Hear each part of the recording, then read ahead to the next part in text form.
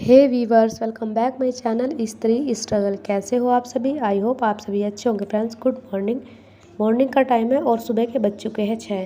मेरे दिन की शुरुआत हुई थी सुबह 5:30 बजे और उसके बाद जो है फ्रेश हुई, घर में झाड़ू लगाया और अभी जो हाथ मुँह धोकर मैं आ गई हूँ किचन में। और यहाँ पर रोज़ की तरह मैं कर रही हूँ ब्रेकफास्ट और लंच की तैयारी। और आज लंच में मैं बनाऊँगी आलू शिमला मिर्च की सब्ज़ी। मुझे मेरी एक व्यूवर्स का कमेंट आया था। उन्होंने मुझसे पूछा था कि दी, शादी के बाद बच्चों के साथ अपनी पढ़ाई को कैसे मैनेज करें। तो डियर, सबसे पहले मैं आपको यहाँ पर यही कहना चाहूँगी कि आप अपनी पढ़ाई की रिस्पॉन्सिबिलिटी खुद ही लें। जैसे आपके लिए घर के सब काम करना इम्पोर्टेंट होता है। डेली कोई भी काम ऐसा नहीं है घर का जो हम अवॉइड कर सकें। खाना बनाना, बर्तन, झाड़ू, पोछा, ये सब चीज़ें हम डेली करते ही करते हैं क्योंकि ये हमारी लाइफ का एक पार्ट है। तो उसी तरीके से आप अपने लाइफ का एक पार्ट अपनी पढ़ाई का भी बना लीजिए।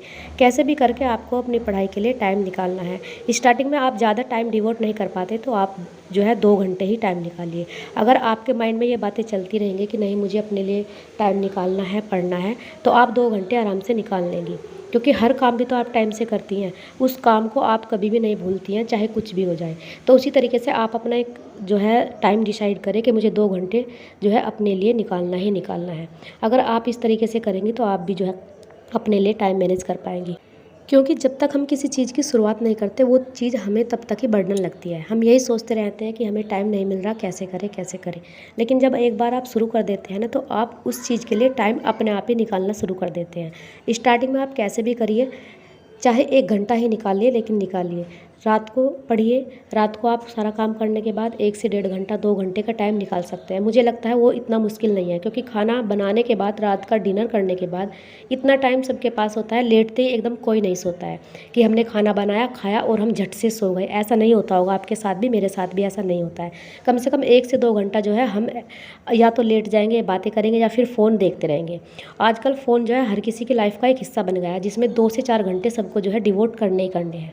बस कुछ इस तरह की अपनी हैबिट्स को जो है बदलिए, इस फ़ोन देखने की हैबिट्स को बदलिए। रात को ये सोचिए कि मुझे खाना बनाने और खाने के बाद अपना 1 घंटा टाइम जो है अपनी पढ़ाई को देना है। अगर आप इस तरीके से मैनेज करोगे तो मुझे नहीं लगता कि आपको जो है टाइम नहीं मिलेगा, ज़रूर मिल पाएगा। क्योंकि जब तक मैंने नहीं स्टार्ट किया था मुझे भी यही लगता था कि बिल्कुल भी टाइम नहीं है, कैसे स्टार्ट करूँ कैसे स्टार्ट करूँ। हाँ, किसी एक आध दिन होता है, मैं समझती हूँ, क्योंकि मैं हाउस वाइफ हूँ। किसी एक आध दिन ऐसा होता है कि हमारा सारा रूटीन जो है गड़बड़ हो जाता है, जैसे कि बाहर से कोई गेस्ट आ गए या हमें कहीं जाना पड़ गया, तो उस तरीके से। लेकिन किसी एक आध दिन के लिए हम अपने पूरे हफ्ते के हफ्ते तो ख़राब नहीं कर सकते ना।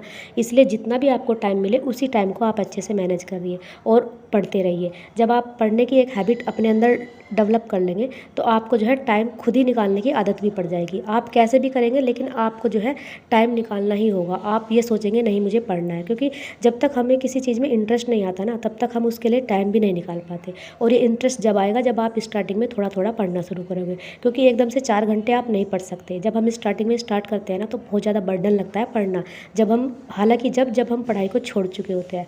क्योंकि शादी के पहले पढ़ना एक अलग चीज़ होती है। शादी के पहले किसी भी चीज़ की हमारे ऊपर रिस्पॉन्सिबिलिटी नहीं होती, और उतना नहीं होती है हर किसी के ऊपर, लेकिन उतना नहीं होती कि हमें ये सारे काम टाइम से करने ही करने हैं। क्योंकि वहाँ पर हम बोल भी देते हैं कि नहीं मम्मी मुझे पढ़ना है, मैं अभी ये काम नहीं करूँगी या मैं बाद में कर लूँगी। लेकिन सास के घर पे आने के बाद ऐसा नहीं होता है। कुछ काम ऐसे होते हैं जो हमें डेली करने ही करने होते हैं।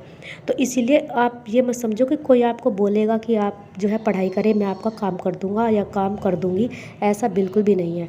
आपकी पढ़ाई है, आपको ही करनी है, और इसकी रिस्पॉन्सिबिलिटी भी जो है आपको खुद ही उठानी है। और इसकी रिस्पॉन्सिबिलिटी भी आपको खुद ही लेनी पड़ेगी कि मुझे अपनी पढ़ाई करनी है, तो उसके लिए टाइम भी खुद ही निकालना है। और एक बात हो रहा है, देखो, चाहे आप जॉइंट फैमिली रहते हैं या नहीं रहते हैं, अगर आप जॉइंट फैमिली में भी रहते हैं, अगर आप उनके सामने थोड़ी सी मेहनत करेंगे ना, आप घर के सारे काम कर रहे हैं, आप फिर 1 घंटा या आधा घंटा पढ़ भी रहे हैं, तो फैमिली मेम्बर्स को भी ये दिखने लगेगा कि हाँ, इसका पढ़ाई में जो है मन है, इंटरेस्ट है। तो वो जो है खुद ही आपको अप्रिशिएट भी करेंगे और खुद ही शायद थोड़ा सा टाइम आपको देने भी लग जाए कि नहीं, इसका मन है। इतना काम करने के बाद जब ये अपनी पढ़ाई करती है तो चलो थोड़ी सी हेल्प कर दी जाए या थोड़ा सा टाइम जो है निकाल दिया जाए, ताकि ये अपनी पढ़ाई को कंप्लीट कर ले। क्योंकि सामने वाले को जब आप मेहनत करोगे तो ऐसी बात नहीं है, मेहनत दिखाई देगी, लेकिन उसके लिए आपको खुद को तपाना पड़ेगा। ऐसे बहुत सारे एग्जाम्पल है जिन्होंने जो है बच्चों के साथ होते हुए, 2 बच्चे 3 बच्चे और फैमिली के साथ होते हुए जो है अपनी स्टडी को कंटिन्यू किया और उसके बाद जो है अपनी लाइफ में अचीव किया, जो उन्हें अचीव करना था, अपने गोल तक, अपने एम तक वे पहुंच पाए। और मुझे लगता है कोई भी काम मुश्किल ज़रूर है लेकिन नामुमकिन नहीं है। और वैसे भी मुश्किलों से निकल कर मिली हुई जीत का मज़ा ही कुछ और होता है।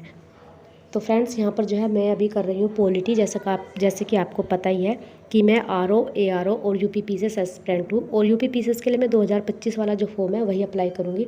और बहुत सारे व्यूवर्स जो है मुझे बार बार कमेंट्स करते हैं कि दीदी आप अपनी बुक लिस्ट बताइए।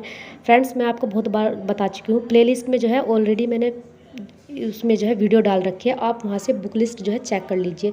और जो बुक उसमें है वही बुक जो है मैं फॉलो करती हूँ और वही बुक जो है मैं पढ़ती हूँ। फिर भी मोटा मोटी आपको बता दूँ, लक्ष्मीकांत पढ़ती हूँ मैं पॉलिटी के लिए, स्पेक्ट्रम पढ़ती हूँ मॉडर्न हिस्ट्री के लिए, और आर्ट एंड कल्चर के लिए मैं पढ़ती हूँ नितिन सिंघानिया की। ज्योग्राफी में करती हूँ एनसीईआरटी से, और इकोनॉमिक्स भी जो है 11वीं 12वीं के एनसीईआरटी से। और इन्वायरमेंट के लिए जो है मेरे पास दृष्टि वालों की है, और बायोलॉजी के लिए मेरे पास लुसेंट भी है, और जो है 12th क्लास की जो एनसीईआरटी बुक्स होती हैं वही। बस यही सब बुक जो है फॉलो करनी है। और आरओ के लिए मैंने कोई स्पेशल बुक नहीं ली है। आरओ के लिए मैंने घटनाचक्र पूर्वालोकन ले रखा है, हिंदी के लिए भी और जीएस के पेपर के लिए भी। आप लोग बार बार पूछते हो ना, तो मैं बार बार एक ही टॉपिक पर वीडियो नहीं बना सकती क्योंकि टाइम भी बहुत सारा जाता है। तो इसलिए मैंने पहले से 2 वीडियो बना रखी है, उसमें मैंने अपना यूपीपीसीएस के लिए और आरओ के लिए जो है बुक लिस्ट शेयर की हुई है। तो आप प्लीज़ वहाँ से चेक कीजिए, आपको मिल जाएगी।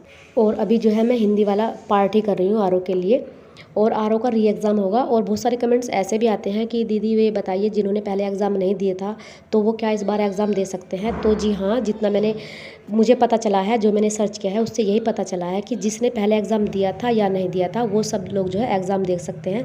एडमिट कार्ड सबका आएगा, जिनका छूट गया था उन सभी का जो है एडमिट कार्ड आएगा। तो आप लोग भी अपनी तैयारी पर जुट जाइए, जिसने पहले से एग्ज़ाम नहीं दिया था। तो आपसे फिर मिलती हूँ, तब तक के लिए बाय बाय।